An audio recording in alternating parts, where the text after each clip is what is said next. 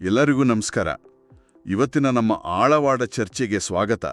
ಇಂದು ನಾವು internet of things ಅಥವಾ IoT ಅನ್ನೋ ಒಂದು ತುಂಬಾನೇ ಕುತೂಹಲಕಾರಿ ವಿಷಯದ ಬಗ್ಗೆ ಮಾತಾಡೋಣ.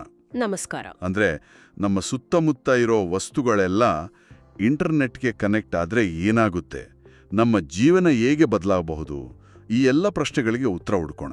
ಹೌದು, IoT ಅಂದ್ರೆ ಆಕ್ಚುಲಿ ಕೇವಲ ಒಂದು ಟೆಕ್ನಿಕಲ್ ಪದ ಅಲ್ಲ. ಇದು ನಮ್ಮ ಮನೆಗಳಿಂದ ಹಿಡಿದು ದೊಡ್ಡ ದೊಡ್ಡ ಫ್ಯಾಕ್ಟರಿಗಳವರೆಗೆ ಎಲ್ಲವನ್ನು ಬದಲಾಯಿಸ್ತಾ ಇರೋ ಒಂದು ಕ್ರಾಂತಿಕಾರಿ ತಂತ್ರಜ್ಞಾನ. ಸರಿ, ಹಾಗಾದ್ರೆ ನಮ್ಮ ಮೊದಲ ಹೆಜ್ಜೆ ಇರೋಣ. Introduction to internet of things, IoT. ಏನಿದು IoT? ಸರಳವಾಗಿ ಹೇಳಿ. ಓಕೆ, ಸರಳವಾಗಿ ಹೇಳೋದಾದ್ರೆ ನಮ್ಮ ದಿನನಿತ್ಯದ ವಸ್ತುಗಳಿವೆಯಲ್ಲ, ಅಂದ್ರೆ ನಮ್ಮ ಕಾರ್, ಫ್ರಿಡ್ಜ್, ವಾಚ್, ಈ ತರದ ಭೌತಿಕ ವಸ್ತುಗಳನ್ನ ಇಂಟರ್ನೆಟ್ ಮೂಲಕ ಒಂದಕ್ಕೊಂದು ಸಂಪರ್ಕಿಸುವುದೇ IoT. ಓ, ಇದರಿಂದ ಅವು ಮನುಷ್ಯರ ಸಹಾಯ ಇಲ್ಲದೇನೆ ಡೇಟಾವನ್ನ ಕಲೆ ಹಾಕಿ ವಿನಿಮಯ ಮಾಡಿಕೊಳ್ಳಕ್ಕೆ ಸಾಧ್ಯವಾಗುತ್ತೆ. ಡೇಟಾ ಅಂದ್ರೆ ಮಾಹಿತಿ ಅಲ್ವಾ? ಹೌದು. ಈ ಪದವನ್ನ ನಿಮ್ಗೊತ್ತಾ? 1999ರಲ್ಲಿ ಕೆವಿನ್ ಆಸ್ಟನ್ ಅನ್ನೋರು ಮೊದಲ ಬಾರಿಗೆ ಬಳಸಿದ್ರು. ಇದು ಕೇಳೋಕೆ ಅದ್ಭುತವಾಗಿದೆ. ಹಾಗಾದ್ರೆ ಇದರ ಪ್ರಮುಖ ಲಕ್ಷಣಗಳು ಏನಿರ್ಬೋದು? Features of IoT. ಇದರಲ್ಲಿ ಕೆಲವು ಮುಖ್ಯವಾದ ಲಕ್ಷಣಗಳಿವೆ. ಮೊದಲನೆಯದು ಕನೆಕ್ಟಿವಿಟಿ, ಅಂದ್ರೆ ಸಂಪರ್ಕ. ಎಲ್ಲ ಸಾಧನಗಳು ಇಂಟರ್ನೆಟ್ ಮೂಲಕ ಸರಾಗವಾಗಿ ಮಾತಾಡಬೇಕು. ಸರಿ. ಎರಡನೆಯದು ಇಂಟೆಲಿಜೆನ್ಸ್, ಅಂದ್ರೆ ಬುದ್ಧಿವಂತಿಕೆ. ಬರೀ ಡೇಟಾ ಕಳಿಸೋದಷ್ಟೇ ಅಲ್ಲ, ಆ ಡೇಟಾವನ್ನ ಬಳಸಿ ಮಷೀನ್ ಲರ್ನಿಂಗ್ ಮೂಲಕ ತಾವೇ ಸಣ್ಣಪುಟ್ಟ ನಿರ್ಧಾರಗಳನ್ನ ತಗೊಳ್ಳೋದು. ಓ, ಹಾಗಾದ್ರೆ ಆಟೋಮೇಷನ್ ಕೂಡ ಇದರ ಭಾಗನ? ಎಕ್ಸಾಕ್ಟ್ಲಿ. ಆಟೋಮೇಷನ್ ಅಥವಾ ಸ್ವಯಂಚಾಲನೆ ಇದರ ದೊಡ್ಡ ಭಾಗ. ಇದು ಮಾನವ ಹಸ್ತಕ್ಷೇಪವನ್ನ ಕಡಿಮೆ ಮಾಡುತ್ತೆ. ಆಮೇಲೆ ಸ್ಕೇಲೆಬಿಲಿಟಿ, ಅಂದ್ರೆ ಲಕ್ಷಾಂತರ ಸಾಧನೆಗಳನ್ನ ಒಂದೇ ಸಿಸ್ಟಮ್ನಲ್ಲಿ ನಿಭಾಯಿಸೋ ಸಾಮರ್ಥ್ಯ. ಇದಕ್ಕೆ ಕೆಲವು ಗುಣಲಕ್ಷಣಗಳು ಇರಬೇಕಲ್ಲ? Characteristics of IoT. ಖಂಡಿತ. ಒಂದು ಮುಖ್ಯ ಗುಣಲಕ್ಷಣ ಅಂದ್ರೆ ಹೆಟಿರೋಜಿನಿಟಿ, ಅಂದ್ರೆ ವೈವಿಧ್ಯತೆ. ಇದರಲ್ಲಿ ಬೇರೆ ಬೇರೆ ತರದ ಹಾರ್ಡ್ವೇರ್, ಸಾಫ್ಟ್ವೇರ್ ಸಾಧನಗಳು ಒಟ್ಟಿಗೆ ಕೆಲಸ ಮಾಡ್ತವೆ. ಅಂದ್ರೆ ಒಂದು ಕಂಪನಿಯ ಸ್ಮಾರ್ಟ್ ಸ್ಪೀಕರ್ ಇನ್ನೊಂದು ಕಂಪನಿಯ ಸ್ಮಾರ್ಟ್ ಬಲ್ಬ್ ಜೊತೆ ಮಾತಾಡೋ ತರನ? ಹೌದು, ಅದನ್ನೇ ನಾವು ಇಂಟರ್ ಆಪರೇಬಿಲಿಟಿ ಅಂತ ಕರೆಯೋದು. ಅಂತರ ಕಾರ್ಯಾಚರಣೆ ಇದು ತುಂಬಾನೇ ಮುಖ್ಯ. ಇಲ್ಲದಿದ್ರೆ ಪ್ರತಿಯೊಂದಕ್ಕೂ ಬೇರೆ ಬೇರೆ ಆಪ್ ಬೇಕಾಗುತ್ತೆ. ಸರಿ, ಅರ್ಥವಾಯ್ತು. ಈಗ ಇದರ ಮೂಲಕ್ಕೆ ಬರೋಣ. Origin and development of IoT. ಇದು ಹೇಗೆ, ಯಾವಾಗ ಶುರುವಾಯಿತು? ಇದರ ಪರಿಕಲ್ಪನೆ ಆಕ್ಚುಲಿ 1980ರ ದಶಕದಲ್ಲೇ ಶುರುವಾಗಿತ್ತು.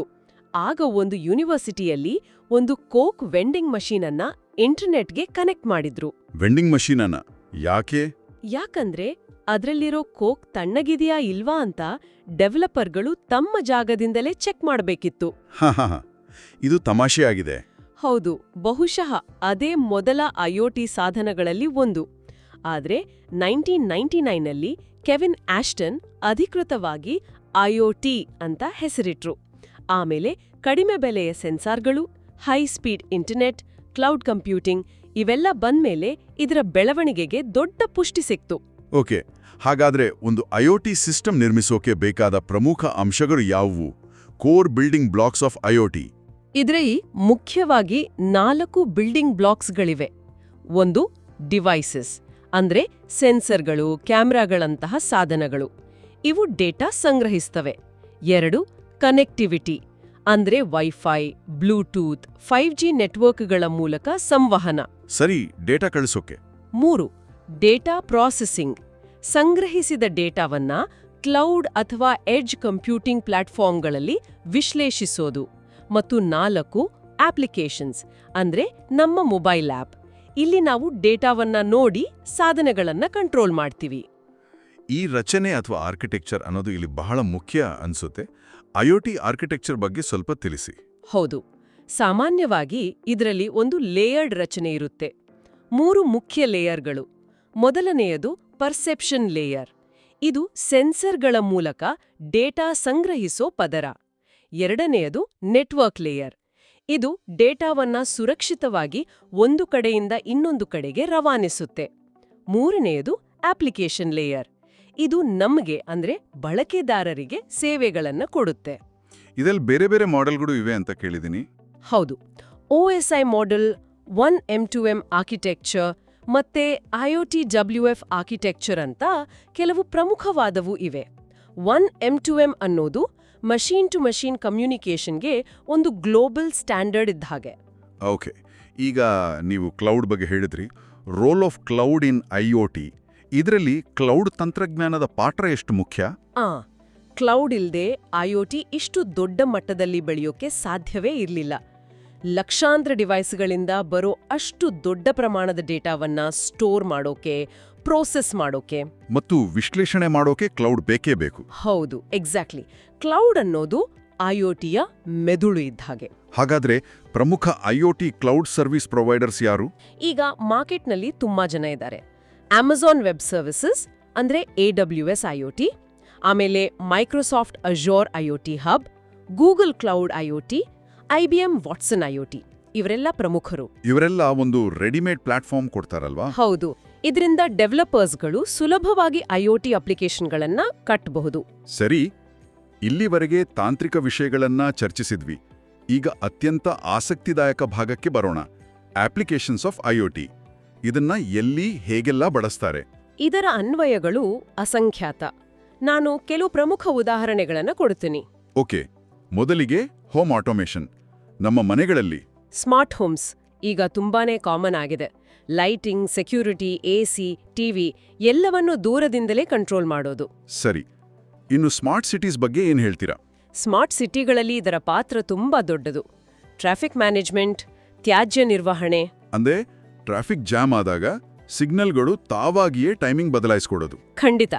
ಹಾಗೆಯೇ ಕಸದ ತೊಟ್ಟಿ ತುಂಬಿದಾಗ ತಾನೇ ಮುನ್ಸಿಪಾಲಿಟಿಗೆ ಸಿಗ್ನಲ್ ಕಳಿಸೋದು. ವಾವ್. ಇನ್ನು ಎನರ್ಜಿ ಮ್ಯಾನೇಜ್ಮೆಂಟ್. ಸ್ಮಾರ್ಟ್ ಗ್ರಿಡ್ಗಳು ಇವು ನೈಜ ಸಮಯದಲ್ಲಿ ವಿದ್ಯುತ್ ಬಳಕೆಯನ್ನ ಮಾನಿಟರ್ ಮಾಡಿ ಶಕ್ತಿಯ ವ್ಯರ್ಥವನ್ನ ಕಡಿಮೆ ಮಾಡ್ತವೆ. ಹಾಗೆ ರಿಟೇಲ್ ಮ್ಯಾನೇಜ್ಮೆಂಟ್ನಲ್ಲೂ ಇದರ ಉಪಯೋಗ ಇದೆಯಾ? ಓ ಖಂಡಿತ. ಸ್ಮಾರ್ಟ್ ಶೆಲ್ಫ್ಗಳು ಅಂತ ಇರುತ್ತೆ.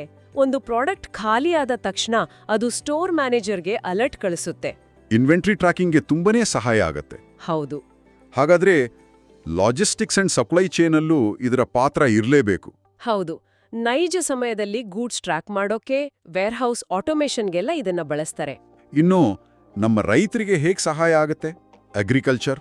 ಸ್ಮಾರ್ಟ್ ಅಗ್ರಿಕಲ್ಚರ್ ಮಣ್ಣಿನಿರೋ ತೇವಾಂಶ, ಪೋಷಕಾಂಶಗಳನ್ನ ಸೆನ್ಸರ್ಗಳು ಅಳತೆ ಮಾಡ್ತವೆ. ಅದಕ್ಕೆ ತಕ್ಕಂತೆ ಎಷ್ಟು ನೀರು ಬೇಕೋ ಅಷ್ಟನ್ನ ಸ್ವಯಂಚಾಲಿತವಾಗಿ ಪೂರೈಸಲಾಗತ್ತೆ. ಇದರಿಂದ ಬೆಳೆ ಇಳುವರಿ ಜಾಸ್ತಿ ಆಗತ್ತೆ. ಇದು ಅದ್ಭುತವಾಗಿದೆ. ಇನ್ನು ಆರೋಗ್ಯ ಕ್ಷೇತ್ರ, IoT ಇನ್ ಹೆಲ್ತ್. ಆರೋಗ್ಯ ಕ್ಷೇತ್ರದಲ್ಲಿ ಇದು ಜೀವ ಉಳಿಸೋ ತಂತ್ರಜ್ಞಾನ. ವೇರಬಲ್ ಡಿವೈಸ್ಗಳು ಅಂದ್ರೆ ಸ್ಮಾರ್ಟ್ ವಾಚ್ಗಳು ನಮ್ಮ ಹೃದಯ ಬಡಿತ, ಆಕ್ಸಿಜನ್ ಲೆವೆಲ್ ಎಲ್ಲವನ್ನೂ ಮಾನಿಟರ್ ಮಾಡ್ತವೆ. ರಿಮೋಟ್ ಪೇಷಂಟ್ ಮಾನಿಟರಿಂಗ್ಗೆ ಸಹಾಯ ಆಗುತ್ತೆ. ಖಂಡಿತ.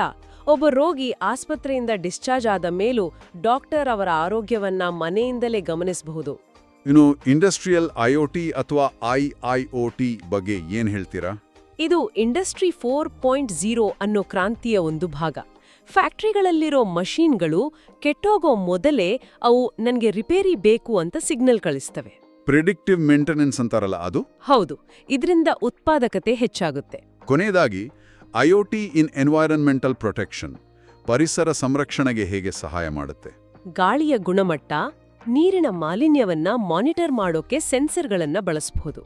ಅಷ್ಟೇ ಅಲ್ಲ, ಕಾಡುಗಳಲ್ಲಿ ಬೆಂಕಿ ಬಿದ್ದಾಗ ತಕ್ಷಣ ಪತ್ತೆ ಮಾಡೋಕೆ, ವನ್ಯಜೀವಿಗಳ ಚಲನವಲನವನ್ನ ಟ್ರ್ಯಾಕ್ ಮಾಡೋಕೆ, ಹೀಗೆ ಹಲವಾರು ಉಪಯೋಗಗಳಿವೆ. ಸರಿ, ಇಷ್ಟೆಲ್ಲ ಅನುಕೂಲಗಳಿರುವಾಗ ಕೆಲವು ಸವಾಲುಗಳು ಇರಲೇಬೇಕಲ್ವಾ? Legal challenges in IoT. ಖಂಡಿತ. ಬಹುಶಃ ಅತಿ ದೊಡ್ಡ ಸವಾಲು ಅಂದ್ರೆ ಡೇಟಾ ಗೌಪ್ಯತೆ, ಅಂದ್ರೆ ಪ್ರೈವಸಿ. ನಿಮ್ಮ ಸ್ಮಾರ್ಟ್ ಡಿವೈಸ್ಗಳು ಕಲೆ ಹಾಕೋ ಅಷ್ಟು ಡೇಟಾದ ಮಾಲೀಕರು ಯಾರು? ಅದನ್ನ ಹೇಗೆಲ್ಲ ಬಳಸಬಹುದು? ಈ ಪ್ರಶ್ನೆಗಳಿಗೆ ಇನ್ನೂ ಸ್ಪಷ್ಟ ಉತ್ತರಗಳಿಲ್ಲ. ಹಾಗೆಯೇ ಹೊಣೆಗಾರಿಕೆಯ ಪ್ರಶ್ನೆಯೂ ಬರುತ್ತಲ್ವಾ? ಹೌದು. ಒಂದು ಸೆಲ್ಫ್ ಡ್ರೈವಿಂಗ್ ಕಾರ್ ಆಕ್ಸಿಡೆಂಟ್ ಮಾಡಿದ್ರೆ ಯಾರು ಹೊಣೆ? ಎಕ್ಸಾಕ್ಟ್ಲಿ.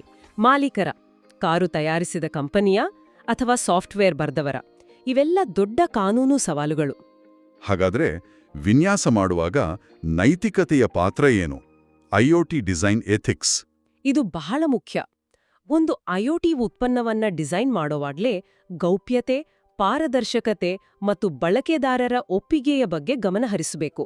ಇದು ತಂತ್ರಜ್ಞಾನದ ಮೇಲೆ ನಂಬಿಕೆಯನ್ನ ಕಟ್ಟೋಕೆ ಸಹಾಯ ಮಾಡುತ್ತೆ. ಇದಕ್ಕೆ ಯಾವುದೇ ನಿರ್ದಿಷ್ಟ ತತ್ವಗಳಿವೆಯೇ? ಎಥಿಕಲ್ ಪ್ರಿನ್ಸಿಪಲ್ಸ್ ಇನ್ IoT ಡಿಸೈನ್? ಹೌದು, ಕೆಲವು ತತ್ವಗಳಿವೆ. ಒಂದು ಡೇಟಾ ಮಿನಿಮೈಸೇಷನ್, ಅಂದ್ರೆ ಒಂದು ಸೇವೆಗೆ ಎಷ್ಟು ಡೇಟಾ ಬೇಕೋ ಅಷ್ಟನ್ನೇ ಸಂಗ್ರಹಿಸೋದು. ಓಕೆ, ಅನವಶ್ಯಕ ಡೇಟಾ ಬೇಡ. ಹೌದು. ಎರಡನೇದು ಸೆಕ್ಯೂರಿಟಿ ಬೈ ಡಿಸೈನ್, ಅಂದ್ರೆ ಒಂದು ಉತ್ಪನ್ನವನ್ನ ತಯಾರಿಸೋ ಹಂತದಲ್ಲೇ ಅದರ ಸುರಕ್ಷತೆಯ ಬಗ್ಗೆ ಯೋಚಿಸೋದು. ಆಮೇಲೆ ಫೇರ್ನೆಸ್, ಅಂದ್ರೆ ನ್ಯಾಯಸಮ್ಮತತೆ, ಮತ್ತು ಯೂಸರ್ ಕಂಟ್ರೋಲ್, ಅಂದ್ರೆ ಬಳಕೆದಾರರಿಗೆ ತಮ್ಮ ಡೇಟಾದ ಮೇಲೆ ಸಂಪೂರ್ಣ ನಿಯಂತ್ರಣ ಇರಬೇಕು. ನಮ್ಮ ಮುಂದಿನ ಚರ್ಚೆಗಳನ್ನು ತಪ್ಪದೇ ನೋಡಲು ದಯವಿಟ್ಟು ನಮ್ಮ ಯೂಟ್ಯೂಬ್ ಚಾನಲ್ಗೆ ಸಬ್ಸ್ಕ್ರೈಬ್ ಮಾಡಿ. ಮುಂದಿನ ಚರ್ಚೆಯಲ್ಲಿ ಮತ್ತೆ ಭೇಟಿಯಾಗೋಣ. ವಂದನೆಗಳು.